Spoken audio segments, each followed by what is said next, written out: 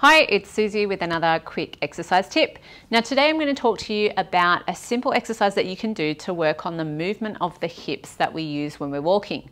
As we're taking a step, as our leg's coming through, we actually need to lift the hip a little bit so that our leg doesn't scrape on the ground. So this exercise is targeted to that specific movement. It's called a hip hike.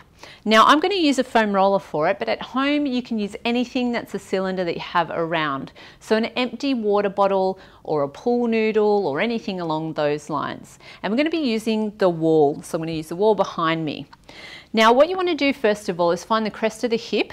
So where you place your hand over the top of that hip bone, you're going to use the object just below that. So you're going to position that on the side. Now what I need to do, I don't want to lean into the wall too much because I need to be able to freely move my hips, but I'm going to stand so that the object is wedged between my body and the wall.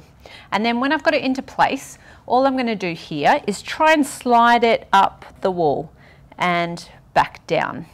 Now you'll notice that there's not a huge amount of movement that happens in the object. So you're not going to really slide it more than about 1 to 2 inches up the wall, if at all, okay?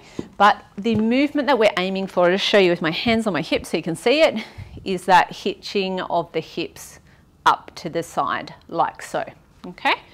So you want to try and do about 6 of those on one side and then turn around and repeat it on the opposite side.